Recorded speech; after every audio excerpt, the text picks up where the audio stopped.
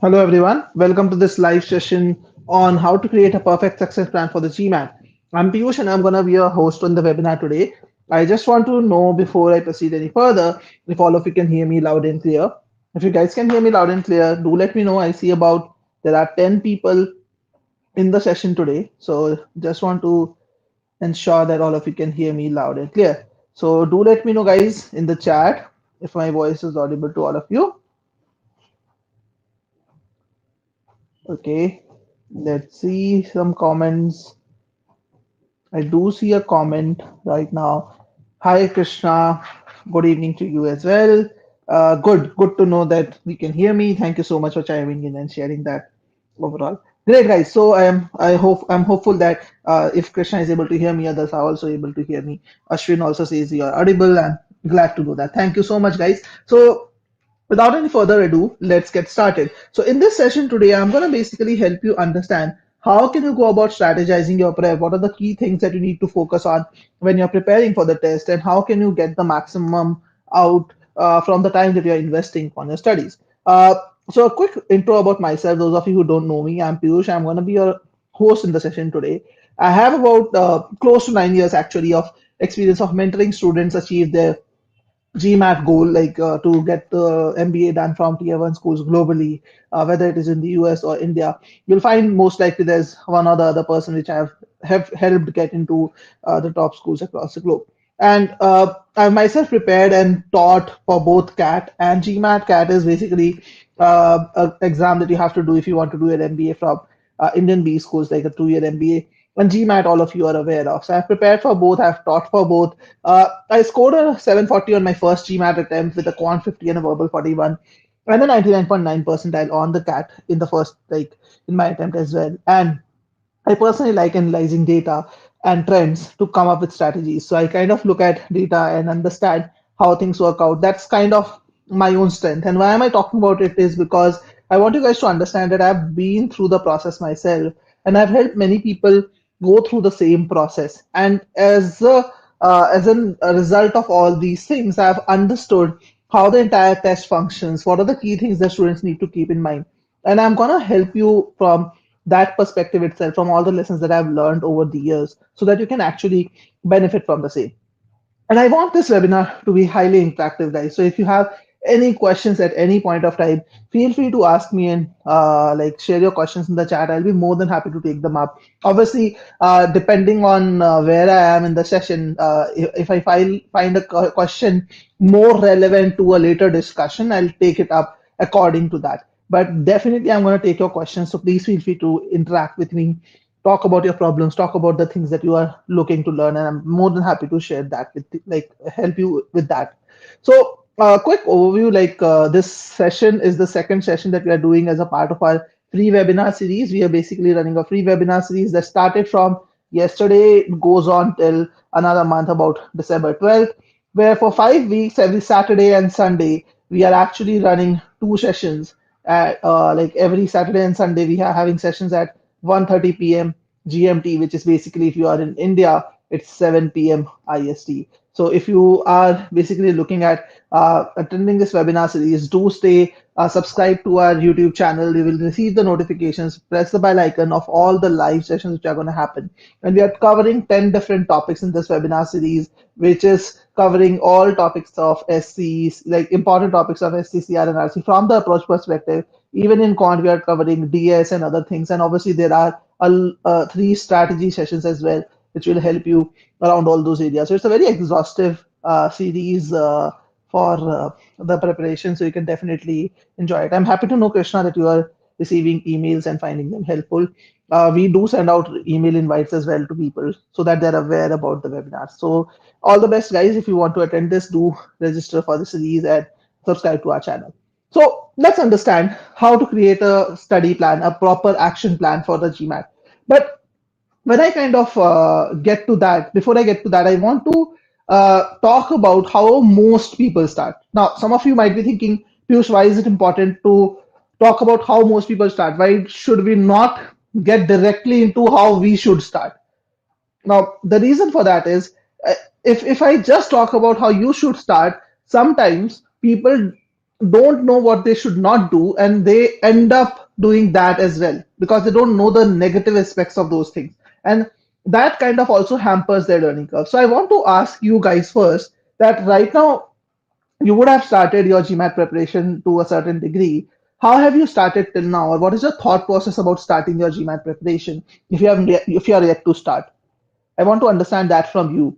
So please go ahead and type your thoughts in the comments. Like I have about 18 people live attending this webinar, so I would like to hear from you guys first.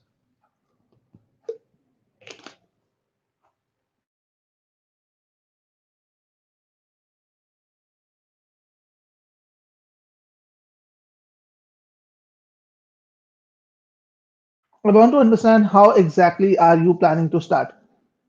And please feel free to interact, guys. And there's no right or wrong answer to this. So whatever you think, I just want to hear your thoughts here. And the only way we can communicate is through these messages. So please share your thoughts about how are you starting your GMAT preparation, or how have you started your GMAT preparation? Let's hear from you.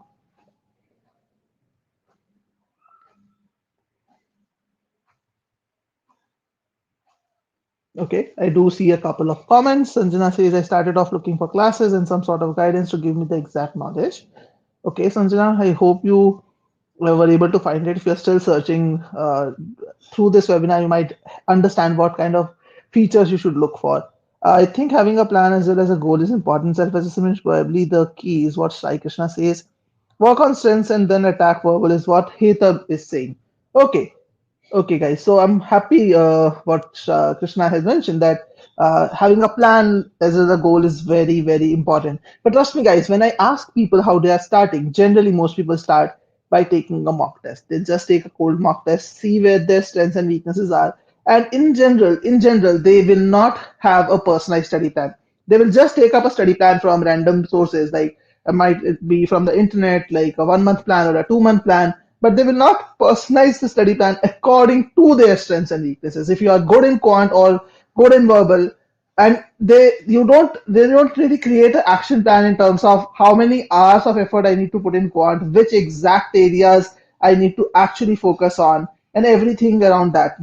Most people do not have that level of planning. They do not start in that fashion. They just take up random material, random books, and then start solving questions, covering like, and their objective is to cover the syllabus. But what they don't understand is that if they're weak in certain areas, let's say while you're studying also, if you are more weak in certain areas than the other, you need to focus on that first. Okay. And the major focus goes on solving more questions. And people rely on OG alone or generally study from too many sources for their prep, with sole focus on achieving accuracy, sole focus on solving more questions and getting better at it, without realizing that GMAT as a test is a test of logic. It does not test your understanding of memory, or it will not give you a similar question on the test. You might have a very new question. What is important over here is how can you apply the concepts in a structured fashion. So it's very important that you actually approach your preparation in a very organized and planned fashion. So I'll just share like an example of how I started my preparation, and I was also like many other students who start with not much research on the test. So for me, when I started, for me, GMAT was like this. Quant is was equal to maths for me. Like okay, it's just like maths that we have done in school. Verbal meant English for me, which is not the case. Actually, verbal is more than English language, just the English language. Sentence correction was to me grammar. That means I have to improve my grammar skills. And RC meant reading for me. Like I have to improve my reading speed. That was my thought process. In fact, when I started SC, and why am I talking about all this? I'm talking about all this because, as I said earlier, I want you guys to not make the same mistakes that I made or other people make, so that you kind of understand what is the right path and you can start from the right path. So how I started SC was I bought the book called Red and Martin, and this was some book which was like used in our school curriculum a lot. So I kind of said, okay, let's learn grammar. That's what is tested in SC. When I started learning various concepts, I remember like there were many concepts around simple, complex, compound sentences. There were even interesting concepts like adverb of place, time, quantity, and in which order they should come. I started learning rules, and rules were not a problem. The bigger problem was the exceptions to those rules. And even in some exceptional cases, there were exceptions to those exceptions as well. So what started happening with me was that after 2 months of preparation, after reading Ryan Martin and even Manhattan strategy guides, I knew thousands of rules. I memorized a lot, but I used to remember only a few, and it was very difficult for me to apply all those rules within 1.5 minutes or 2 minutes on a SC question. So my scores were inconsistent, and in fact, in most cases, it was poor. Uh, and every time when I used to solve a question by looking at the explanation, I felt, oh, this time around I missed this rule. Next time I gotta be more careful about this rule. And next time there would be some other rule where I'll make an error. And maybe after like a week or two, I'll start repeating my mistakes as well. So I was never really able to understand why am I making these mistakes that I'm making. And I felt like even after learning and practicing tons of questions, these were repeating again and again. And similar thing happened in RC. Like I remember when I joined that coaching institute, which I joined. The in the very beginning, in the very first class, they started talking about the various question types. Okay, like told me what's the main point question, what's the inference question, what's the detailed question, what are you tested on each questions. And the very next thing which was done with me was they gave me passages to solve. Okay, like you solve these two passages in the classroom, and then we are going to solve this together with you. And the teacher used to give us half an hour to do it, and then they will come back after an half an hour and they'll solve those passages with us, and they'll just tell us which options are wrong, which options are right. In most cases, I was very not very sure why this what is happening. I felt that okay, the other option could also be correct, but the teacher used to give some reasoning. And they used to tell us that, okay, you read newspapers daily, read novels daily, and I was never getting the accuracy. I felt that my reading speed is slow. They told me if you want to improve, you need to then read faster and do more questions. And I started doing that. But there was this was a no never ending process. This was a never ending process. I did this for about 6 whole months, and I was not seeing a consistent improvement or consistent performance in my verbal RC section at all. And now when in the retrospect, when I look at all this, I feel that no one actually taught me in the entire process, no one actually taught me how to read. That was the biggest mistake that I made. I was reading a lot, I was focusing on reading fast, I was focusing on improving my reading speed, but nobody really told me how to read. And that was the biggest mistake. I did not have the right arsenal to tackle a RC passage, and all I was doing was putting in more and more effort. And this is something which is very common among students, and that's why I wanted to talk about how most people start. But now we'll talk about how you should ideally go about starting your preparation, how you should go about uh, planning your prep so that you can reach your target score. So ideally, if you want to achieve your target score, there are 4 phases in which you should prepare. Uh, the first phase is the planning phase. Again, this is a very short phase where you need to kind of understand what all is required. You need to chart your journey at least that this is what I'm going to do for the next 2 months, 3 months, or 4 months, or whatever I'm going to prepare for. So this is my journey. Overall planning should be done, and this is the shortest phase in my opinion. The main phase is will be the next three, which starts first with the learning phase. This is where you get yourself acquainted with the concepts as well as application for all the areas, and focus on both the things, guys. I'm talking not just about concept, I'm also talking about application, and this is the most important thing if you want to score the 700 plus range in GMAT. In fact, for people who prepare right, they do go about their preparation in the correct fashion, they would be spending about 70% of their effort in the learning phase, guys. In reality, when I ask students, they only spend about 50% of their time on the learning phase, or less than 50% of their time on the learning phase, because of which they go into a spiral where they end up consuming a lot more time overall in the fine tuning in the mock phase. So please make sure that your learning phase is done right. The third phase of your learning after the learning phase would be the fine tuning phase. This is where you strategically identify your weak areas and work solely on your weak areas to get your score up. So it's like learning phase is your major building. You're constructing the main structure, and fine tuning phase is the final touch that you are giving to that building. And the last phase is your mock phase, where you're already done with most weak areas. You are doing well. Now you are focusing on the pacing strategy, and this is where the mock phase fits in. And trust me, guys, this comes towards the end. Most people that I actually speak to, they would actually take one mock every week or every 2 weeks or every month. It's more like, okay, that's a ritual for them that they want to see how they're performing. I understand the need to evaluate your performance, but just to evaluate your performance that regularly, you don't require mock tests. You can even take small sectional tests to understand that.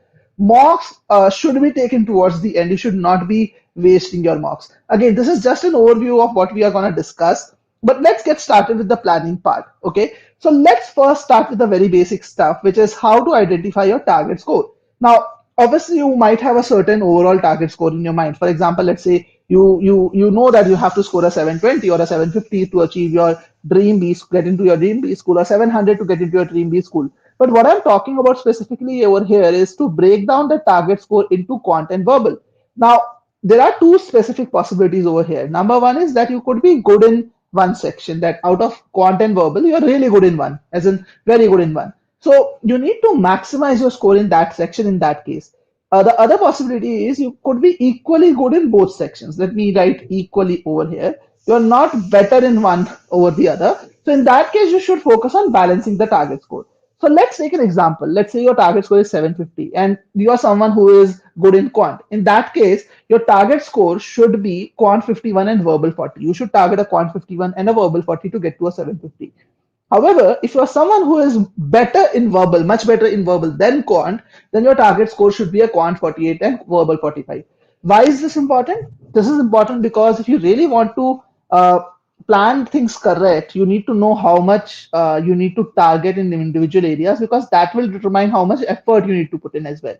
Uh, if, however, you are good, equally good in both sections, in that case, you should target a quant 50 and a verbal 42, because both of them will require about similar amount of effort from your side. Okay, now with that clear in mind, let's focus on the sequence of studying. And let's start with verbal first. Now, in order to understand what is the right sequence of studying for verbal, let us understand what are the skills that are tested on the GMAT. And in the meantime, when I speak about this, I want you guys to tell me what is the sequence of studying for verbal that you guys are taking right now. Like, what is in which sequence are you going about studying verbal? What I mean by that is, like, are you doing SCCR, RC, all three in parallel? Are you trying to, let's say, focus first on RC, then on CR? Like, what is the sequence that you're following for verbal preparation? In the meantime, you can tell me that in comments, and I will talk about the skills as you type your thoughts in the comments, so that we are not waiting for your comments only, but I will also get to know what is the thought process in your mind. So let's talk about the skills tested on GMAT. So the first skill which is tested on GMAT verbal is comprehension. By this, what I mean is that if you're given a certain piece of information, can you comprehend that information accurately? When I say accurately, I don't mean to just say that, okay, you need to get about 50% or just a rough idea of what's being stated. You need to have a crystal clear picture of what is being stated. And this is something which I showcased in my webinar yesterday, which was in sentence correction that I took. If any one of you were there, you would have seen what I mean by this comprehension overall. So that is comprehension, which is tested on GMAT. First thing. The second skill which is tested on GMAT is analytical reasoning. If you're given multiple pieces of information, can you connect those pieces of information together? Can you see the relation between the first sentence with the second sentence and the third sentence, and reason with that information whether it is logical or illogical? The third skill which is tested on GMAT is the focus on main point. Can you identify the main point from a dense passage, or can you identify the main idea from a big text overall? So these are three skills which are tested on GMAT verbal. Now, what I would try to do is I'll try to map these skills to the modules SCCR and RC, and then the sequence is going to be very clear. The right sequence is going to be very clear for us. So for SC, the only skill which is tested is comprehension. Obviously, grammar also is tested, but that's more like a concept, not a skill. So SC tests only comprehension because there's just one sentence in SC that you have to deal with at a time. So you just have to understand the meaning of that sentence. On CR, on the other hand, you have multiple sentences. So you don't just need to understand the meaning of each sentence, you also need to relate the meaning of multiple sentences together to see how the information is flowing. And in RC, you will be tested on all three skills. You also need to focus on the main idea. So if you look at the right sequence of learning ideally should be SC, then CR, then RC. Why so? Because if you start with SC, then you are just focusing on building one skill, which is comprehension. Now, with that, after that, if you move to CR, then you know that, okay, I have worked on my comprehension skills already. I just need to get my analytical reasoning up and I'm good to proceed. And then if you move to RC, then you just have to focus on main point. So what you are doing by doing this is you are focusing on one skill at a time. So when you're focusing on developing one skill at a time, it is obviously much easier and much faster for you to get to that. Okay, so Hetab, if you are also starting your preparation, I will not recommend daily 15 questions of RCSCCR. That is also still okay if you are prepared for some time and you are equally good in all three areas. If you have different skill level in those three areas, then your strategy should be a little different. And I'll actually talk about people who have already prepared for some time as well a little later, but I'm coming to that as well. But now let's talk about quant. So how should you sequence your studies in quant? In quant, I've seen many people actually studying number properties or word problems first and then moving to algebra and things like that. But in quant, I do not recommend that. What I recommend in quant is that you should focus on basic topics first, then intermediate topics, and then advanced topics. Because in quant, like one topic can be dependent on the other. So let me show you the right sequence for quant. So in quant, there are 33 topics which are tested, and the right sequence is basically on your screen right now. And this sequence is designed after a lot of effort and research from our side. And how we have designed it is very simple. Let's say you're doing the concept of prime numbers. We have tried to look at, okay, what are the topics that you need to apply when you're solving prime number related questions. One topic which you will be tested on is even odd numbers, definitely. So you should be doing even odd before primes. Similarly, prime factorization will require you to have an idea of exponents. So that should also come before primes. Similarly, it will also require you to be good at solving linear equations. It will also require you to know the basics of numbers, like what is an integer, what is a prime number. Basics of number also are required. So the topic order that you see on your screen is a topic order which will take care of all the interdependencies that exist in quant. And these are like color coded for your reference right now. And you can see how mixed the number properties, algebra, and different topics are. So imagine if you start doing algebra first, you will be missing out on so many other important number properties or word problems related topics that you should ideally have done before certain other algebra related topics. So if you follow the sequence, this is basically going to make your life much more easier to study. Now, what if you have already prepared? So if you have someone who has already prepared, then what you should do is you should take a module-wise test. And what I mean by a module is basically sentence correction, critical reasoning, reading comprehension, algebra, number properties, etc. So you should take a module-wise test and divide your strong and weak, like modules into strong and weak modules. Areas like modules in which you get 70+% score is your strong module, and modules in which you get less than 70% score is your weak module. So let's take an example for this. So if you're, let's say, getting 90% in SC, 60 in CR, and RC is 40%, then CR and RC are basically your weak modules, and SC is your strong module. So in my opinion, in this case, CR should be your first priority, RC should be your second priority, and SC should be your third priority. Now let me ask you guys, like you can see that the student has 40% score in RC, but I've still recommended that the student should do CR first, where in CR he has 60% accuracy. Now, why am I asking that, recommending the student to do CR first before RC, even though RC is poorer? I want to see and hear your thoughts on this, just to make sure that you are all of you are with me and you are able to understand whatever I'm recommending here. So I want to hear your thoughts in comments. I'm going to mute myself for 10-15 seconds, and I want to hear why I have recommended CR before RC, even though RC is poorer in the student's case.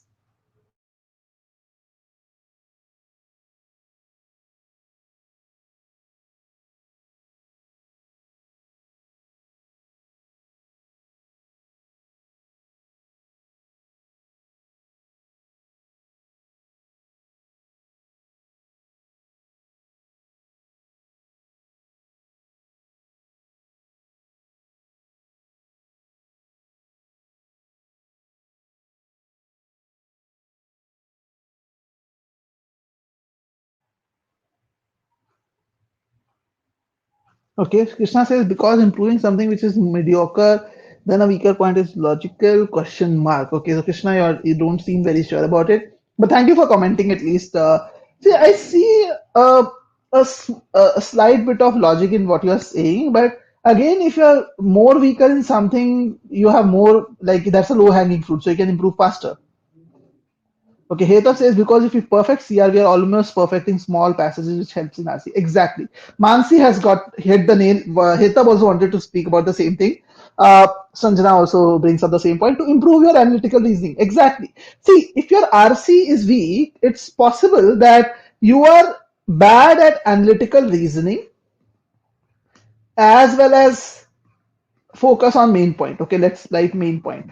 Okay, you might be bad at both of those. Now, if you start working in RC right away, you will have to improve on both the skills at the same time. Now, if you start working on CR first, that means that you're going to focus on analytical reasoning and get this up. So, if you work on CR first, you are having two benefits. One, you are doing one skill, you are focusing on one skill at a time. So, obviously, it is easy for you to improve. The second benefit is that the improvement in CR will also help in RC. In fact, when you improve your CR and you move to RC, you will actually find your RC score has already moved up a little. Understood? So that's why it makes a lot more sense to actually focus on this particular order.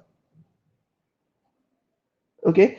Preeti, if Preeti is saying, sir, I need more practice in CR, please suggest me something. Preeti, if your CR is not good and if you're practicing and still not improving, then you need to change something about how you are solving questions. The more practice is not going to solve the problem. I've done that for 6 months. You need to change your approach, and I'm going to talk about that as well. So please be with me for a little while.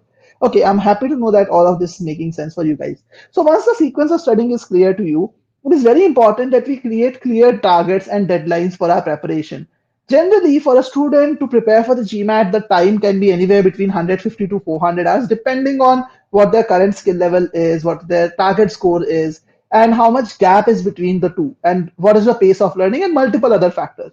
So, based on all these factors, you have to create clear deadlines and targets for you, because if you don't create clear targets, it is very difficult for you to stick to them and achieve your goal, because then you will be just doing few things randomly. You will not be able to measure exactly how you're performing and so on. So, in order to create a study plan, it is very important that you identify your strengths and weaknesses, know where you are weak, also understand how much time is available with you to study, as in every day, how much time you're studying. For example, you focus on creating a study plan where you plan to study for like you download a study plan from the internet, which requires you to work for about 30 hours a week, but you only have 10 hours to study or 15 hours to study. Then you cannot keep pace with that study plan, and then you will start like falling behind the plan. And once you start falling behind the plan, it demotivates you and you're not able to cover that. So please make sure that you follow a plan which takes into account the time which is available with you for studying every single week. And also, you need to take into account the sequence of learning, something that I talked about. And then you also need to take into account how much content you should study, because how much content you should study will also vary from topic to topic. In topics in which you are good or you learn quickly, you need to do less. And in topics in which you are weak or you take more time to get up to pace, you need to put in more effort. You need to study more content. Okay, but you have to take all these factors into account when you are creating a study plan for yourself. And I know it's not easy to create a study plan keeping all these factors in mind, and that's why most people do not, as I said, do not start with a personalized study plan. But I'm offering you a solution where you can actually create a free study plan for yourself, which will give you a time wise, date wise target for everything to achieve. And it's a free study plan which you can create by going to GMAT portal. All you have to do is go to gmatwiz.com, create a free account, and the platform, the AI which is there, will automatically ask you a set of questions starting from your target GMAT score. So it will ask you that, okay, what is the target GMAT score that you're aiming for? Just mention whatever is your target score. You can then move to the next stage where it will ask you your current GMAT score. So if you have taken a mock or a GMAT recently, you can mention the score. And if you know your quant and verbal splits, you can also mention the scores with you, because based on these scores, the AI is going to understand how much effort you would need to put on each areas. And then you can mention other details also around SCCR and RC and other details if you know those. The more data you provide, the better it is. And then you can pick how much time you have available every week to study, so that the AI can actually define the right amount of tasks that are required for you. And based on all these inputs that you give to the AI, it will actually create an action plan for you in real time. It will understand what is the right sequence of learning for you, also what is the right amount of material that you need to go through. Right now, based on that data, it will create an action plan for you. And what you need to understand is that as at this moment, it just knows your high level skills. And based on that understanding, it will create an action plan. But as you move forward, the AI will continue to learn more about you from topic to topic, from area to area. And based on that, it will continuously change your study plan in the real time. So you have a real time action plan based on whatever you are achieving in your score. And you can see that all in the current week, how many hours you have effort you have to put in, how many videos you need to watch, how many quizzes you need to take, everything is pointed out. And you can actually click on the start button and start doing these activities right away. Like it's at a click of a button, all those activities are also placed in your study plan right away. The video lessons, the concept boosters, and I'll talk about these things also a little while. But everything that you need to go through, every quiz that you need to go through will be there. And this is the adaptive plan which you will be able to see. And if you toggle to the calendar view, you will even be able to actually see the entire journey planned out for you in terms of milestones. So this will always keep you on track. So in case you're interested in creating the study plan for yourself, you can use this link which I've just shared in the comments to create a free study plan. We don't charge you anything for the study plan. In the free trial account, in fact, you will also get access to sample 10% of our content, course content. You can check out that content. And if you want to upgrade your account later on, you can always upgrade your account to get access to the entire coursework as well. So that's up to you. But what you need to understand is a goal without a plan is basically just a wish. You need to get to the plan right. You need to get the plan right, and then only you can achieve your goal. So GMAT Buddy is asking, is this the first session in the series? GMAT Buddy, this is the second session in the series. One session was done yesterday. You can watch the recording of that. You can check the recording of that in our YouTube on our YouTube channel itself. Heta is saying, sir, I have one doubt. If you could please help me in my mocks, I got 700, 710 score, but 3 days back I received a GMAT score of 610. I'm not really sure what went wrong. So Hetab, again, I also need to investigate exactly what went wrong in your scores, and I would like to understand your case in more depth. So if you want to connect with me, you can connect with me over a call, schedule a call with me. I would like to see exactly what was your true skill level, and what is the like few more data points around how you have prepared, what are the things that you used to do. So you can use this link to actually schedule a call with me, and we can discuss that one-on-one, because I would like to discuss more and understand more about your case. So this is about the planning part. But now let's go to the execution part of it, the learning phase, that how should one learn? And in order to understand how should one learn, I would want to break certain myths, because what happens is when we prepare for the GMAT as a student, we kind of focus on few things which may not be really true. For example, growing up in school and taking multiple tests, we know that accuracy is something which matters a lot. But accuracy is all that matters is a big question mark in GMAT. And let me help you understand that with a simple example. So right now, what you see is a scorecard which is given by GMAT. If you like apply for it, it gives you an enhanced score report, which is also known as ESR, by the way, where you can see how you performed in the test over the different areas. So Hetab, if you have taken a office like Test Center GMAT, you should order this ESR report as well. In case you're scheduling a call with me, I would definitely love to see the ESR as well. So over here, what you can see is the student has made two mistakes in the first quarter of verbal, two mistakes in the second quarter of verbal, and three mistakes in the last quarter of verbal. So total mistakes made by the student were seven. Okay. Now what I'm doing is I'm giving you another enhanced score report on your screen of another student on the right side. The student has made a total of five mistakes. The pattern is 3-1-1. Three mistakes in the first quarter, one in the second, and one in the last quarter. And the first student that you saw on your screen, it has scored a verbal 41. Okay, his score was verbal 41. I want you to look at the second ESR, the student who has made five mistakes, and I want you to guess the verbal score of this student, the second student. Okay, so take your time. I'm giving you about 30-40 seconds to take your time and think about it. What do you think is the score of the second student who has scored, who has gotten five questions wrong instead of seven? Is it more than 41, less than 41? How much is it? What do you think? Take your time and post your thoughts in the chat.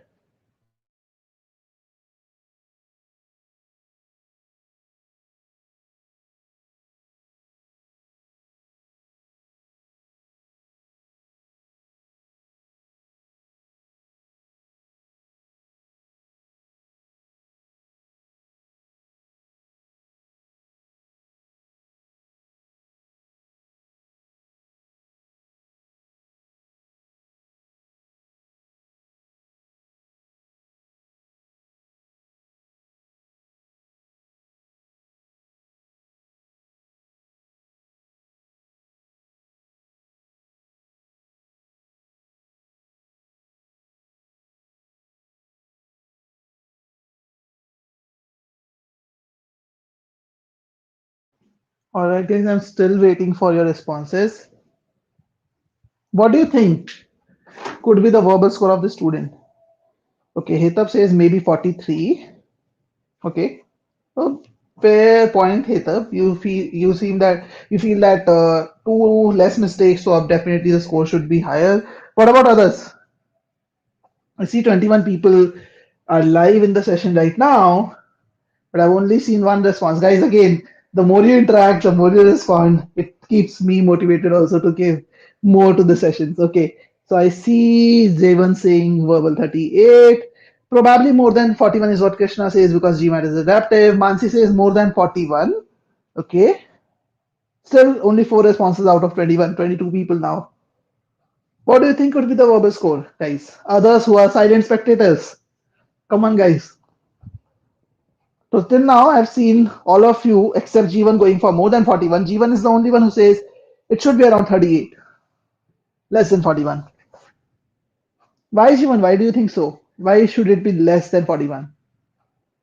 The student has made less mistakes, right? Instead of 7, the student has just made 5 mistakes. But why do you think it should be 38? Why shouldn't it be more than 41? Okay. Still don't see any other responses from other silent spectators as I was studying. And again, guys, feel free to share your thoughts. That way, like you will be actually getting to learn much more from the session. Okay. So in the rest of time, I'll just quickly show you what is the actual score of the second student. Okay. And this is the exact ESR report, exact ESR snapshot that you can see. I'm just removing the question mark right now. The verbal score of this student was just 34. Okay, compare this, guys. 7 versus 5 mistakes. We are talking about two less mistakes. Okay, and the score drops. The score drops and doesn't drop by 1 or 2 points. It drops by 7 points. Now, those 7 points could look like 37, just 7 points to you, but it could reduce your overall score by up to 50 points. So, this can be the difference between one person scoring a 690 and another person scoring a 740. That huge a difference, and you're still making two less mistakes. And very valid point by Jeevan. He had made more mistakes in the first quarter. Yes, GMAT is an adaptive test. That's what I wanted you guys to understand. In GMAT, accuracy is not the only thing which matters. I actually come across many people who come and tell me, Piyush, am doing really well when I'm solving OG questions. I'm very happy that I'm getting 70-80% accuracy in my OG questions. But when I take a mock test, my score suddenly drops. I'm not sure what is happening. Why am I not able to score in the box when I'm scoring well on the OG questions? And I tell them, my dear friend, in the OG you are getting 70-80% accuracy in every question type included. That and in the OG you have more easy and medium questions compared to hard questions. And on the GMAT, you cannot get a high score if you don't get the hard questions right. So it doesn't matter how many easy medium questions you get correct. And look at this student as an example over here. Okay. So look at the difficulty level charts. So what you see over here in the first for the first student is that in the second quarter, this student was able to get the medium hard questions correct. This is the blue dot that you see, right?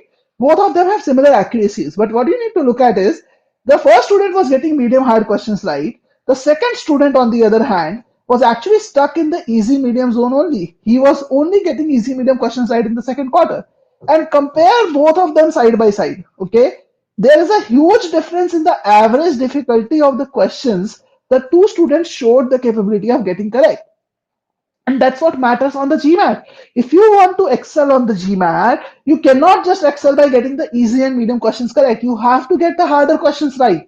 And not just right, you have to get the harder questions correct with consistency to get a very high GMAT score. And if you look at even the third quarter performance of the first student, the average difficulty that was over here, if I just extrapolate it for this student, the second student that you see in the third quarter got questions which are right at this level, and see the difference in the third quarter also. It's huge in the third quarter as well, and that's why even after having a better accuracy, the second student has scored less. So you need to understand the GMAT algorithm well. In GMAT, skill matters more than accuracy. And what is skill? Skill basically is the ability to get a question of any difficulty level correct, and that too consistently. Okay, you have to consistently get questions right. You cannot just be someone who sometimes get it right, sometimes doesn't get it right. You cannot be stuck between two choices. You cannot be underconfident about what you're marking. So if you are right now in the score range of 550 to 650, it generally means that you are able to get the easy questions right. Basically, you have about 90 to 100% accuracy in easy questions. That is what is not troubling you at all. But in the medium questions itself, your accuracy is about 60-70% only. Because of which you don't end up seeing too many hard questions on the test. GMAT algorithm doesn't serve you hard questions, a lot of hard questions. And even if it does, your accuracy is very low in the hard questions. So you are facing issues with application. You know the concepts well, because if you don't know the concepts, you cannot get the easy questions correct. And even in medium, you cannot get this much accuracy. But what you're definitely struggling is with application, because if your application basically means how are you approaching questions? What is the method that you're following to solve questions? If that is not very structured or organized, you will never see a consistent performance. You'll never be able to deliver a consistently high performance in medium and hard questions. So in order to get to a 700 plus level score, you have almost no scope for error in easy and medium questions. Your accuracy should be about 90 to 100% in both of them. And in the hard questions, if you want to get to, let's say, a 720 kind of a number, 720, 730 kind of a number, you need to achieve 60-70% minimum accuracy there. And to get even higher score, you have to get a better accuracy in the harder questions as well. So this is how you kind of get to the 700 plus level. So in order to get to this level, you have to do two things. Number one, make the algorithm serve you hard questions. The second student who scored a verbal 34 was not able to uh, do this. Why? Because she made mistakes in easy and medium questions. She made mistakes in the beginning of the test. So first thing you need to do is start well. Okay, you need to start well, get to the hard level. But that's not where the story ends. Okay, many people when I show them this ESR tell me, okay, this means I have to just focus on the first quarter, get them right, and I'm done. No, guys, that's just half the job done. You have to focus on the other part as well. You have to get hard questions right also. It's not just enough to get the hard questions. You have to get the hard questions correct as well. Okay. And in order to get the hard questions right, you need to learn the right skills and you need to learn how to apply those skills as well overall. Now let's get to the skills. Now, what does skills mean? Most people think, okay, Piyush, you're talking about skills. It basically means I have to learn a concept and I have to then just practice. I just have to put those concepts into practice. I just have to solve more questions around that. But that is where you miss a very, very important factor, which, as I was talking about, is something called application. Skill is something which will come only if you first learn concepts, then learn how to apply those concepts, and then move to the practice phase. Okay, and otherwise, if you do not follow this entire cycle, you will never be able to develop the skills that we need to develop. Now, what do I mean by this? Let's take an example. So, when someone learns SE, and this is again my own story as well, which I was sharing a little while earlier also, that when I started learning sentence correction, I remember that my approach was to know the rules. So I started learning the rules on subject verb pairs, tenses, modifiers, pronouns, and all the concepts which were tested. So I learned rules around those. And in fact, when I was solving questions at the end of the topic, I was getting them right also. But when I started solving 700 level questions, I started getting them wrong. So I was confused that I was doing well on the individual questions over here, but suddenly why did my score decrease in the 700 level questions? And the major reason why this happens is when you are doing each concept and just doing practice around that, you're not learning a certain specific method which can be applied across all topics. You can get individual questions right because you know what kind of error you're looking for. But when you're given a 700 level question which has multiple errors and you don't know which error you're looking for, unless you have a certain strategic method, a standardized method in place, you'll never be able to get those questions right.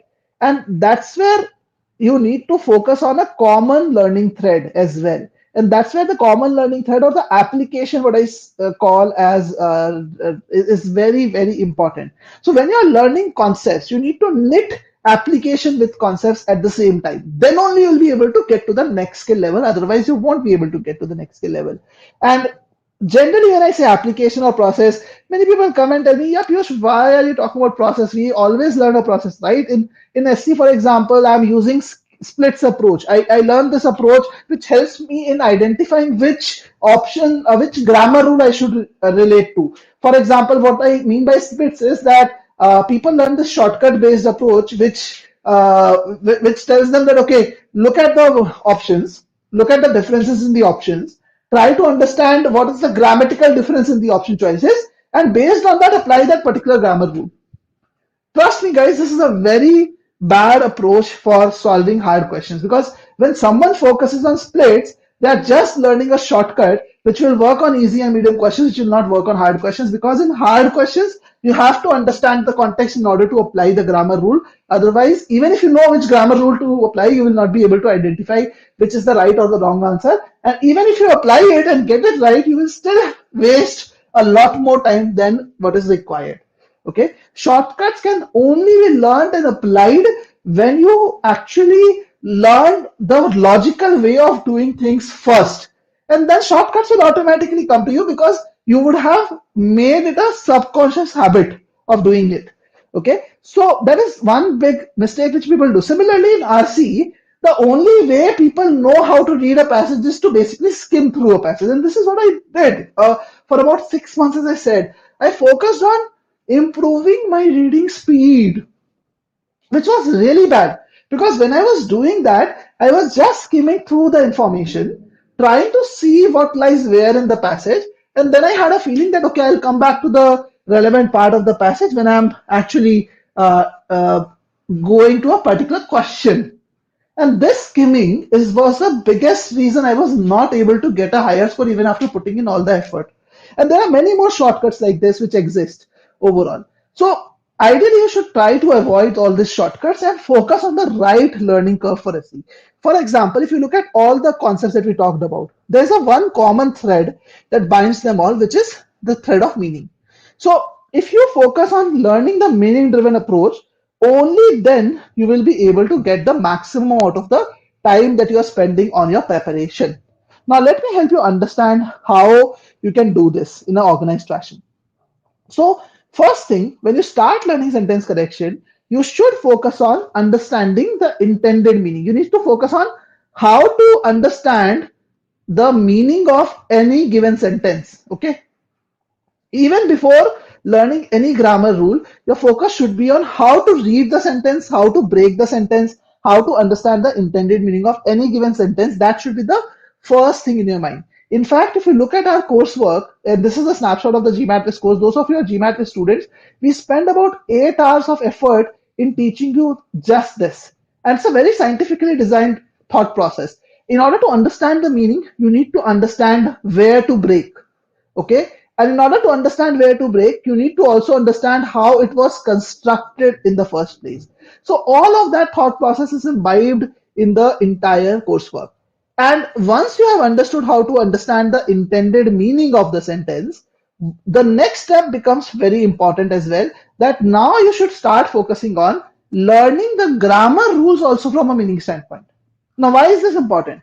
This is important because if you think about it this way, that if you're trying to solve a sentence correction question, and you know that you have to focus on the meaning driven approach, you have to approach it from the meaning perspective. So you start thinking about the logical meaning, but the rules that you know only from a grammatical standpoint. So if you know the rules only from a grammar standpoint and not from a logic standpoint, you will never be able to identify the gaps or the errors in the option, like on the original stem itself.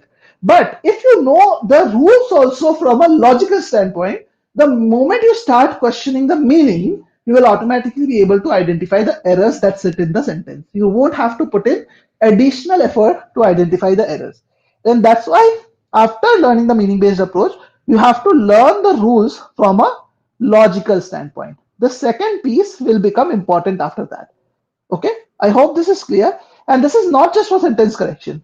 Even for RC, before solving any question, you need to focus on how to read a passage. What are the things that you should do? How to put yourself in the author's place? How to take care of transition words, opinions, and how to summarize passages. And you don't just need to go through videos. These all things which you see on your screen is about 8-9 hours of learning material which is there. 60 to 70% of this is questions basically.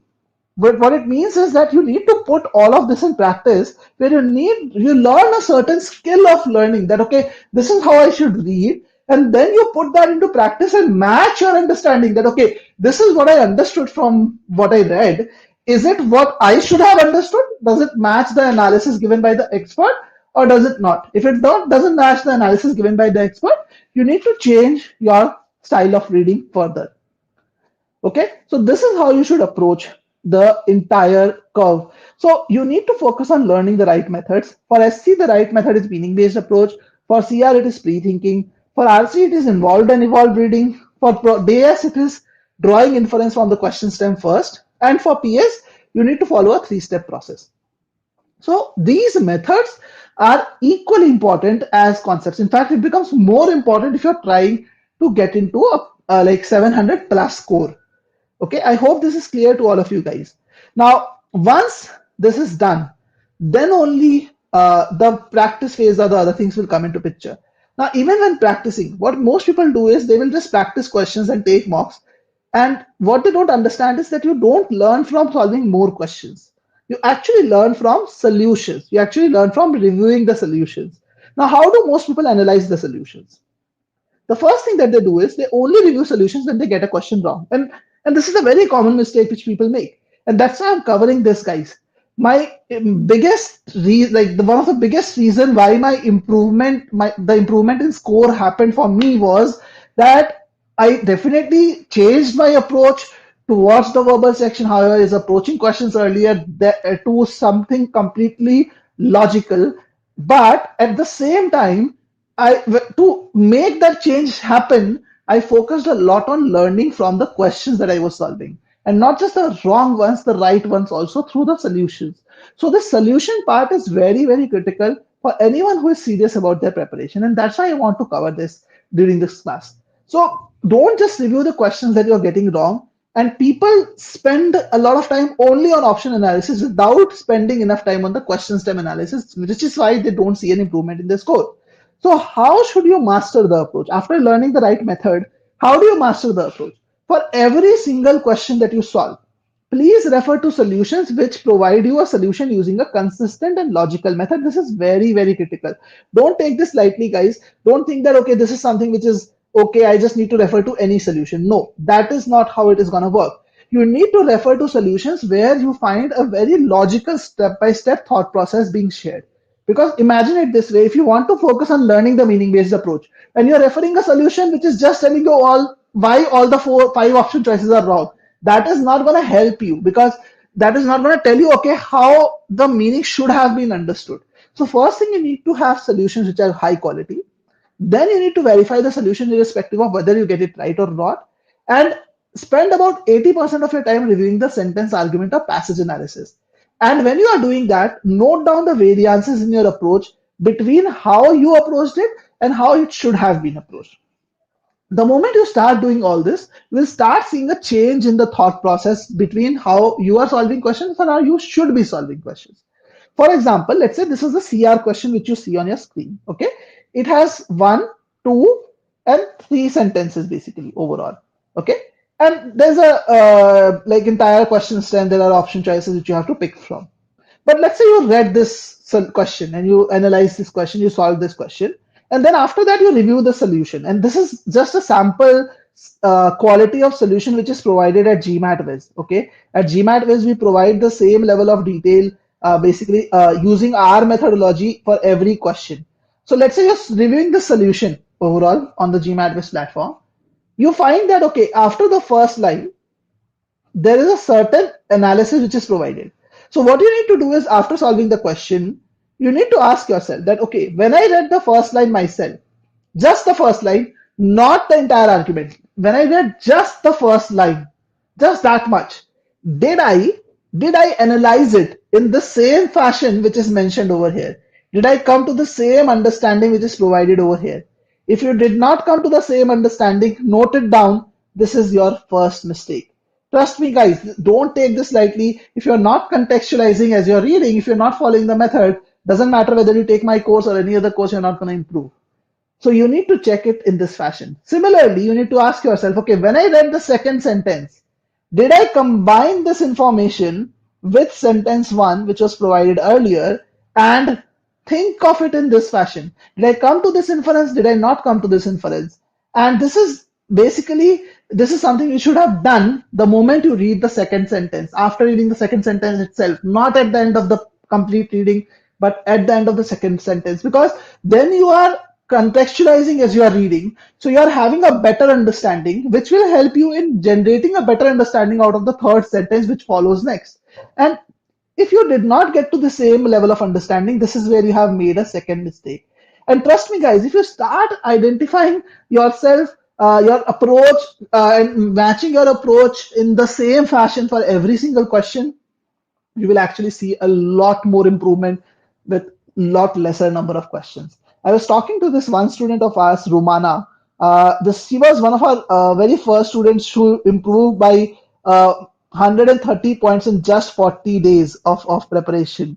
And an amazing success story. And when I was talking to her, she told me that before using our course, she was using another course which is called EGMAT. And there she was like doing tons of questions every single day. When she started using GMAT List, she reduced the number of questions that she was solving to literally half number of questions she was solving every day, but she was learning much more simply because she actually focused on learning from every single question solution. And that helped her improve her score by 130 points in just 40 days. So this is a very, very important lesson that you guys need to bring about. Now, keeping all this in mind, let's understand what should be your learning stage for every topic. So for every topic that you learn in GMAT, always remember that you have to learn in three stages. First stage is learning concepts.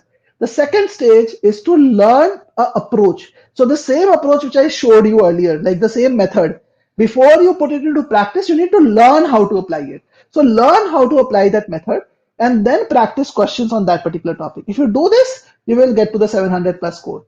But if you are not going to do this, if you skip the second step and you learn the concepts and then directly practice questions, you're not going to see yourself improving. You'll end up repeating same mistakes and you will get stuck in the scoring, which happens with many students.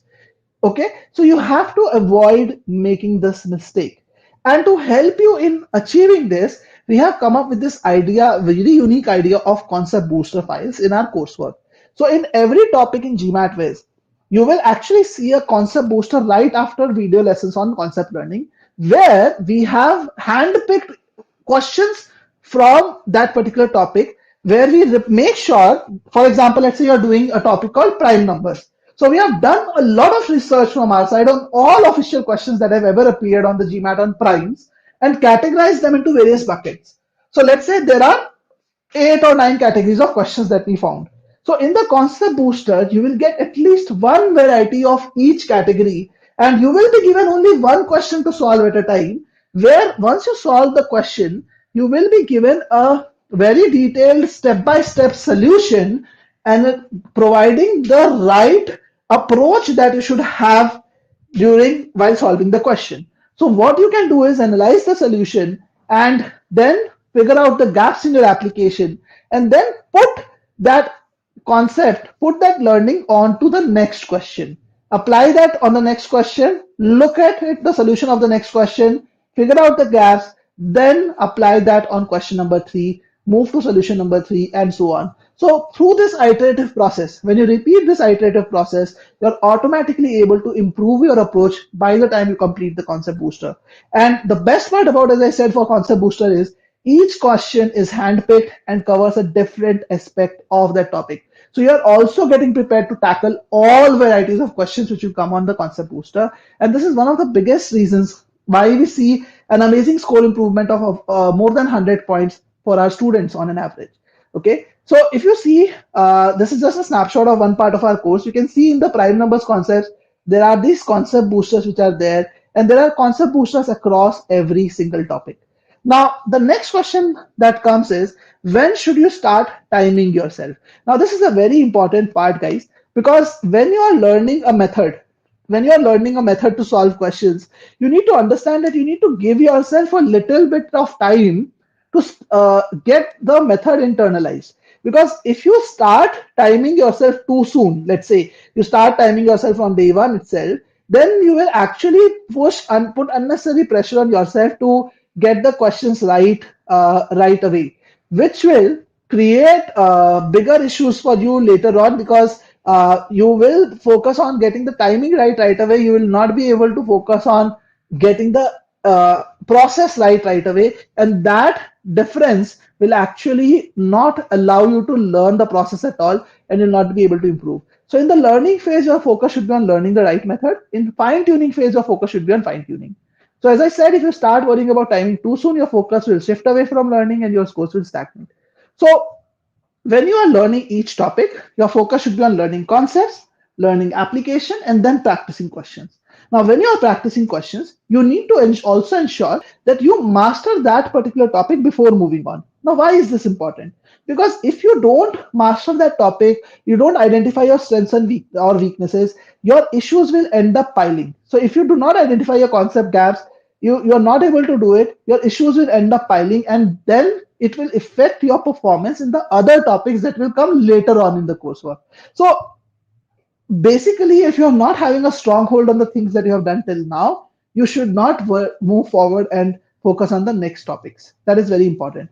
Now in GMAT Viz, we have a very unique way to actually help you in this regard. In fact, when you are doing a practice quiz, let's say you are doing this practice quiz and you complete the practice quiz, you will actually get the AI to work, and the AI will automatically identify what are the concept gaps that you have. So as you can see on your screen, the AI is analyzing what are the concept gaps, what are your strengths and weaknesses, and it even identifies small videos, small additional quizzes for you. You can see these are small videos that the AI identified. Even a small additional quiz has been added for you, and all this can be added to your course by a click of a button. If you just say yes, all these additional activities will also be added to your course right away. So this is what we call as real-time improvement modules. You can get this real-time improvement modules in at the end of every practice quiz. So that way you know before moving forward to the next topic that you have actually worked on your weaknesses and you're good to move forward. Okay, so this is basically a quick bite of personalized advice. In case you're looking at more personalized advice from our side, our experts, you can always schedule a call with us where we would like to know more about you, about the factors which you can see on your screen. Because once we look at these factors, we are able to give you a more detailed and personalized advice as well. So I'm just sharing the link to book a call with our team in the chat. Here is the link. You can use this link as well to kind of connect with us later on. But yeah, once you move from the learning phase to the fine tuning phase, it is very important that in the fine tuning phase also you strategize your preparation really well. So when you are moved to the fine tuning phase, when you have completed all the learning work properly, then you should devote in the fine tuning phase about 60 to 70% of your time on weak areas solely. Don't just randomly practice questions that, okay, I'm taking a 30 question quiz on quant and 30 question quiz on verbal every day. No, that doesn't help. If you want an improvement, give more effort to your weak areas. Identify your weak areas properly and then divide the rest of your time on revision and practice on the other areas. So let's say whatever time is left, about 30-40%, you need to focus on like on those the time on the other areas. Now, how to identify your weak areas? So in order to identify the weak areas, you can use this classification which I'm showing you on your screens. So in topics in which you have less than 60% score till now, you can maintain an error log to identify that. That is where you have concept gaps. And in topics where you have score between 60 to 85%, that is where you know the concept but you have application gaps. For the concept gaps, what you need to do is learn the concepts and formulas again. Maybe revise the concepts and formulas again just to refresh your memory. Then you need to learn how to solve questions and practice about 15 to 20 questions before moving forward. Make sure that you are able to get at least the easy and medium questions right. Your score improves and goes to the level of 70-80% minimum. For the areas in which you have application gaps, there is no point in revising the concepts, in my personal opinion. You should focus on learning how to solve questions methodically. Most likely, the problem that you're facing in these areas is that you're not able to solve questions in a methodical fashion. And the second thing that you need to do is practice 10 to 15 questions at least to ensure that you are actually having a better understanding of the methods on these topics. Okay. Now, if you are a GMAT student, all this will be very, very easy for you. In fact, we have used AI to kind of create so much personalization that you as a student have to just focus on studying.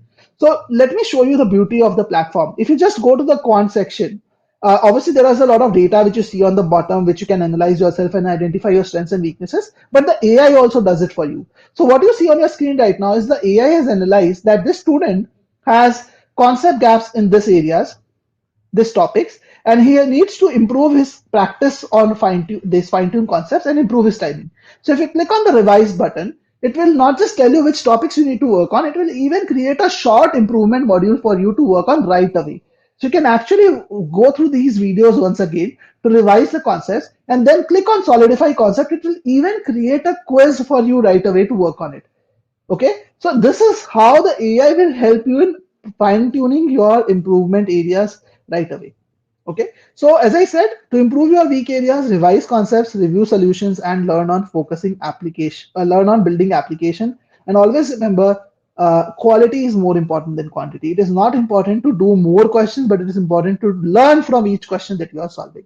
Okay, so how to improve your time? Once you have worked on your weak areas, after that you can take sectional tests and see in which areas you are taking extra time to solve questions. And this is again one more thing. If you're a GMAT student, the platform will automatically tell you, then you need to do more questions around those areas and improve your timing. And when you are doing this, you need to do it in a very organized and logical fashion as well. It's not like if you're taking 2.5 minutes to solve a question, suddenly by practicing more questions, you will uh, get yourself to solve it much sooner. It's not like that. You have to see where are you going wrong. Again, the solutions will become more important over here. How are you distributing your time? Are you taking more time because you are reading stuff? Are you taking more time on the option analysis simply because your understanding of the question stem was not matching with what is there in the solution?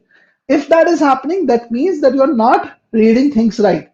Since you are not reading things right in the first go, you are spending more time on reading it in the next go.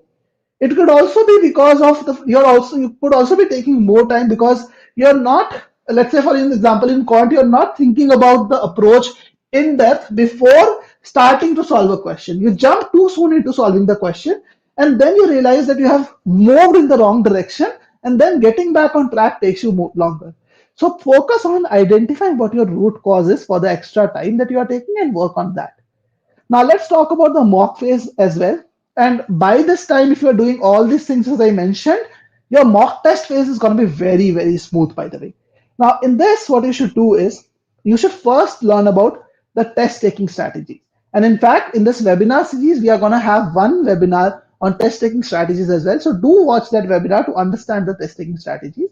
And then you can take one mock every 3-4 days once you're done with the fine tuning phase. Again, guys, remember this is something which you should do after you are done with the test taking, like the fine tuning phase. Because if you're not done with the fine tuning phase and you're doing this prematurely, you're not going to get the best possible outcome out of the time that you're going to invest in this. So please make sure that you have actually gone through the fine tuning phase, completed the fine tuning phase before coming to this stage. Okay. And focus on analysis of the mocks. If you are, let's say, spending 3 hours on a mock test, you should be spending close to 3 to 4 hours on analysis of the mock test, reviewing each solution, making sure that you have understood each thing properly, line by line, everything. Okay. And one more thing which is very important, in case your score in the mock is far away from your target score. For example, it's 50 to 60 points away from your target score, then work on fine tuning and decrease the frequency of mocks. There is no point in that case to take more mocks and just taking more mocks without first identifying and working on why are you scoring poorly. You need to understand where exactly are you going wrong, how, where you need to work on, what you need to work on, and then only you can actually see an improvement. So please reduce the frequency if your score is low compared to your target score, and first get your fine tuning done, work on your weak areas, and then start getting back to the mocks and improve your mock strategy. Okay, so that was all about it from my side in the session today. I'm opening this session up for a open-ended Q&A now. In case you have any questions, I'm gonna be here for about 2-3 minutes more to discuss your questions. You can also reach out to me using like this link, which I'm gonna share right away in the chat, basically. to discuss your queries over a call in case you have any queries you want to take our help to prepare for the GMAT and all of those. And in case you're looking at a free trial of GMAT, you can go to our website, create a free trial account for yourself, check our product. I've also given the link in the chat over here, so feel free to do so. I'm more than happy to take any questions that you have about your GMAT preparation strategy right now. And I hope the session was helpful to you. You found this session helpful. Do subscribe to our channel and make sure you press the bell icon for notifications of other coming webinars. In the next week, we have a webinar on sentence correction. If you struggle with verb tenses, you should definitely attend the webinar. It will be taken up by Sunita Singhvi, who's our lead verbal expert. She'll be taking that session with you guys and she'll be sharing her inputs on that. And we also have a quant session planned for the next week. So you'll be actually able to learn how to approach quant questions as well. So stay tuned to this webinar series. And thank you so much, Krishna. I hope that the session was helpful. Mansi says, sir, is it okay to prepare with CAT material? Is it okay? My answer is no, because CAT and GMAT are very different tests. In fact, the syllabus are very different. In fact, for Quant, CAT has a much vaster syllabus, much more difficult questions than GMAT is. And GMAT also has a lot more DS questions. So it's not really comparable, in my personal opinion.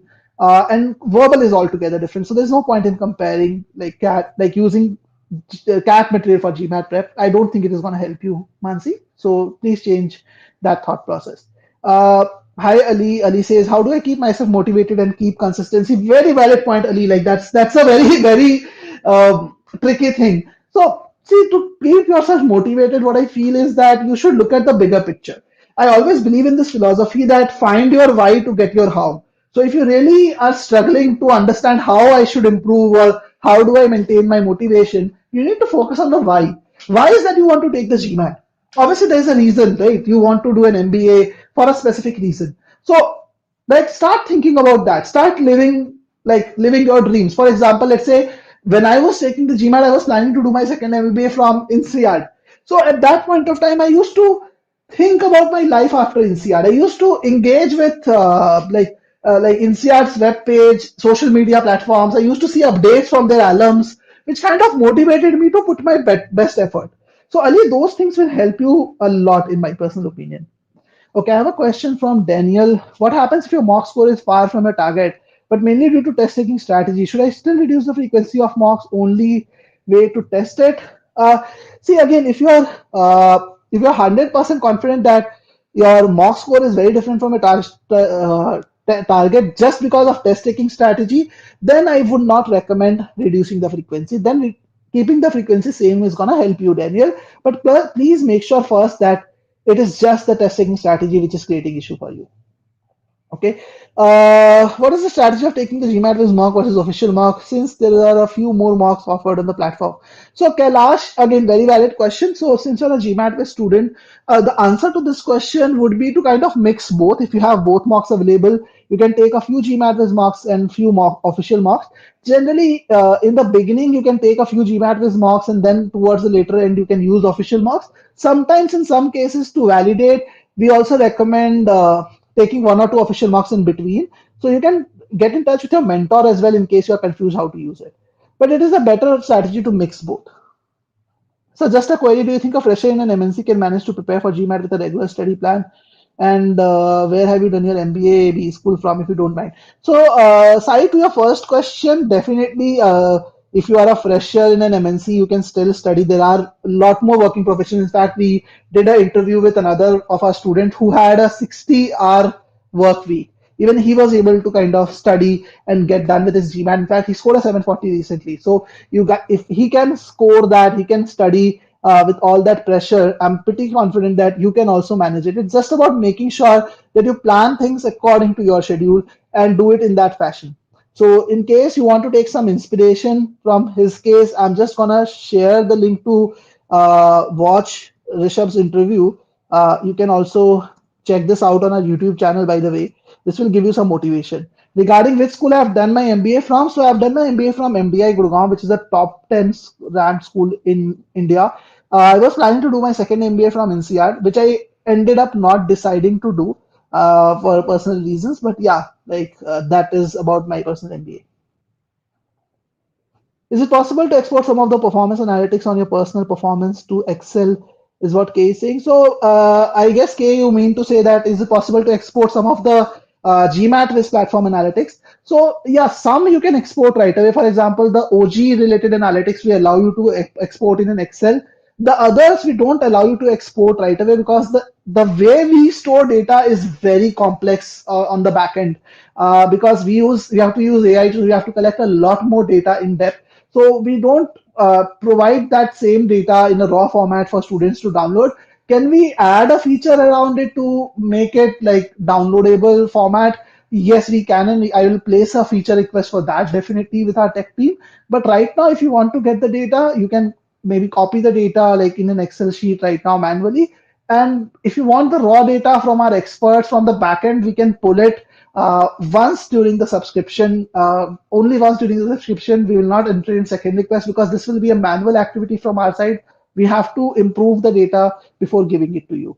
So that is something which you can do once if you want that. Okay. And I'm happy to know, Krishna, I was able to answer your questions. So it was great interacting with all of you guys. I see that I've answered all the questions that were there in the chat. So I hope the session was helpful. All the best for your GMAT journey and stay tuned to this webinar series. You're going to benefit a lot from the series. More experts are going to join the series. As I said, the next week you might have sessions from Sunita and even Shakib.